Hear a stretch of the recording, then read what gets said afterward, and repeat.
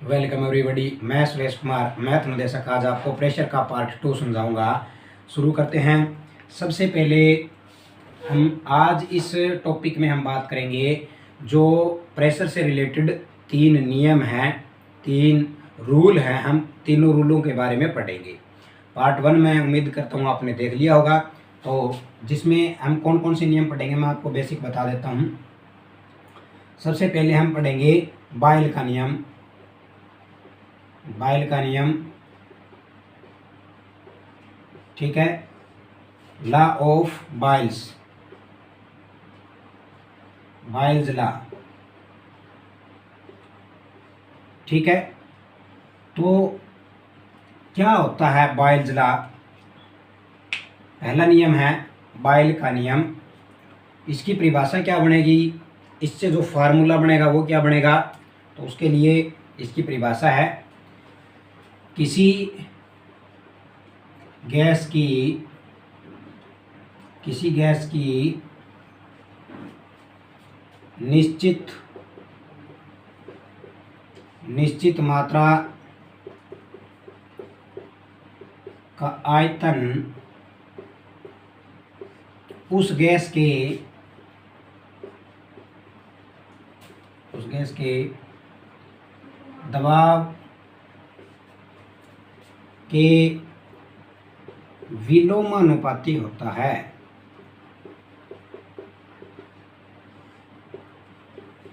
ठीक है। क्या कह रहा है कि किसी गैस की निश्चित मात्रा, कोई गैस है उसकी मात्रा निश्चित दी हुई है, 2 किलोग्राम 3 किलोग्राम जितने भी है, उसका आयतन जो गैस की निश्चित मात्रा होगी, एक फिक्स मात्रा होगी, उसका जितना भी आयतन है वह उस गैस का जितना प्रेशर है उसके इन्वर्सली प्रोपोर्शनल होता है। ठीक है। Volume of gas inversely proportional to pressure, inversely proportional होगा। एक इसमें कंडीशन है, यदि उसका तापमान स्थिर है, ये याद रखना, तापमान स्थिर है। इसमें क्या है, जो इसका एब्सोल्यूट टेम्परेचर है, जो निरपेक्ष तापमान है, वो क्या रहेगा? स्थिर रहेगा, कांस्टेंट रहेगा, एक जगह फिक्स रहेगा। तब जाके ये फार्मूला बनेगा। क्या फार्मूला बन गया? हम आयतन को किससे डिनोट करते हैं, पहले ये लिख लो। हिंदी में मैं आपको हिंदी इंग्लिश दोनों बताऊंगा। पर इन्वर्सली प्रोपोर्शनल क्या होता है? विलोमानुपाती, 1/1 किसके है? प्रेशर के, यानी दबाव। ठीक है ना। तो वॉल्यूम होता है, वॉल्यूम से क्या बन गया? आयतन।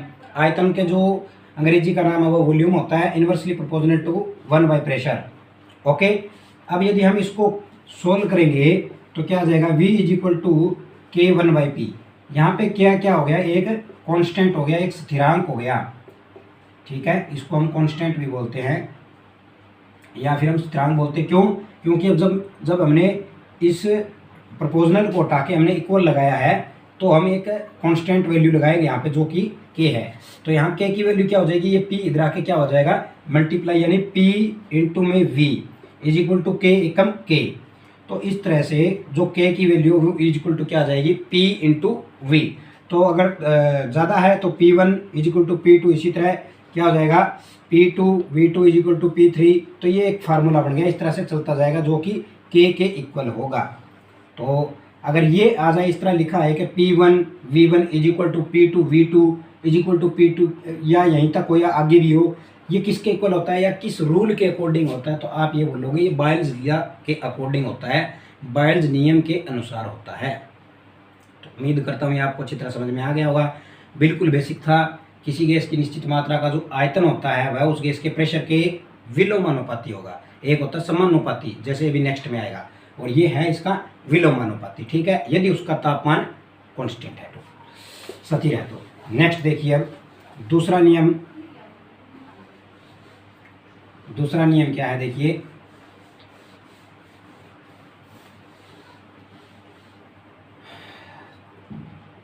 चार्ल्स का नियम। चार्ल्स का नियम,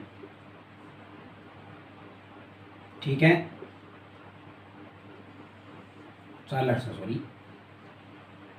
का नियम का नियम।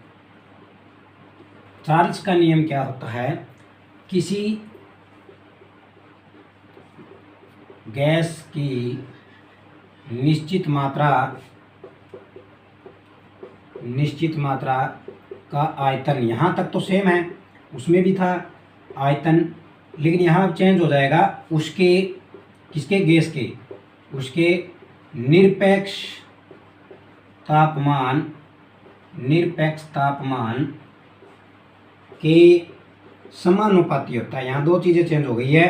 पहली तो यहाँ विलोमानुपाती की जगह समानुपाती आ गई, और वहाँ प्रेशर की जगह क्या आ गया, निरपेक्ष तापमान आ गया। रह गया यदि उसका प्रेशर स्थिर है, यदि दबाव स्थिर है। यहाँ इस बार दबाव स्थिर हो जाएगा, उसमें हम क्या था, तापमान स्थिर था। यदि दबाव स्थिर है, उसमें तापमान स्थिर था, यहाँ पे दबाव था, इसमें दबाव यहाँ आ गया, स्थिर हो गया, और तापमान निरपेक्ष वहाँ पे चला गया है। तो V डायरेक्टली प्रोपोर्शनल टू किसके होता है, T, क्योंकि समानुपाती क्या होता है, डायरेक्टली प्रोपोर्शनल होता है। आयतन V हो गया। निरपेक्ष तापमान क्या होता है, इसको आप निरपेक्ष तापमान भी बोल दो, या फिर एक और नाम होता है इसका एब्सोल्यूट टेम्परेचर। ठीक है, आप दोनों ही नाम सही हैं, मैंने कल भी बताया था आपको। एब्सोल्यूट टेम्परेचर ही बोल दो, चाहे आप निरपेक्ष तापमान बोल दो, चाहे आप इसको पूर्णतया तापमान बोल दो, तीनों ही नाम सही हैं। V directly proportional to T आ गया। यहाँ पे हम प्रोपोर्शनल को हटाएंगे, इक्वल लगाएंगे, तो क्या आ जाएगा, एक की K आ जाएगा, जो कि क्या है, स्थिरांक है या फिर कांस्टेंट है। ठीक है, तो ये आ जाता है। तो इस तरह से K की वैल्यू निकालेंगे तो ये T इधर आके क्या हो जाएगा, डिवाइड हो जाएगा। तो इसमें क्या वैल्यू बनेगी, इसका फार्मूला ये बनेगा, K is equal to V upon T। It means V1 is equal to V1 upon T2 is equal to V2 upon T2 is equal to V3 upon T3, ऐसे कंटिन्यू चलता जाएगा, जो कि K के equal होता है। Clear? तो ये था इसका दूसरा फार्मूला, जिसको हम क्या बोलते हैं, चार्ल्स का नियम, चार्ल्स का लॉ। क्या होता है उसमें, उसका किसी गैस की निश्चित मात्रा का आयतन जो होता है वो निरपेक्ष तापमान के समानुपाती होता है, यदि प्रेशर स्थिर है। अब देखिए नंबर 3, उम्मीद करता हूँ ये भी आपको अच्छी तरह समझ में आ गया होगा। अब इसी में मैं बता दूंगा, आपको समझा दूंगा। 3 जो है वो है रिग्नाल्ट का नियम।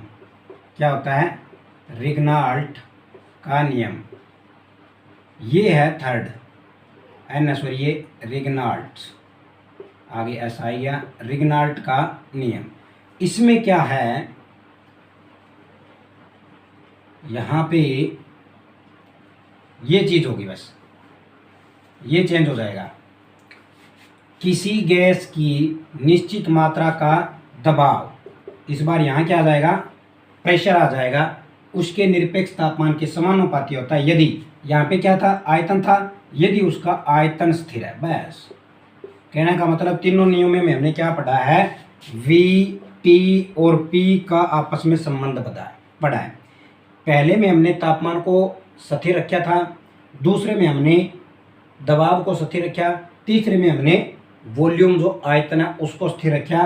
बाकी की जो 2 वैल्यू थी हमने वो यही पढ़ी है कि क्या वो डायरेक्टली प्रोपोर्शनल थी, किसके डायरेक्टली प्रोपोर्शनल थी, या फिर किसके इनवर्सली प्रोपोर्शनल थी, हमने ये चीज़ पढ़ी है। ठीक है, तो यहाँ पे अब इसका प्रेशर जो है, किसी गैस का जो प्रेशर है वो समानुपाती मतलब डायरेक्टली प्रोपोर्शनल हो जाएगा किसके, टेम्परेचर की। चीज़ वही है, यहाँ पे वॉल्यूम जो वो क्या रहेगा, स्थिर रहेगा, तो हम इसकी बात नहीं कर रहे। तो P इज इक्वल टू क्या हो जाएगा, K इंटू में T। K वही आएगा, क्या आएगा, K क्या होता है, स्थिरांक होता है। तो यहाँ पे अब अगर हम K की वैल्यू निकालेंगे तो P अपॉन में T is equal to K। तो इस तरह से T1 is equal to P2, T2, P3, T3, इस तरह से ये आगे से आगे कंटिन्यू चलता रहता है।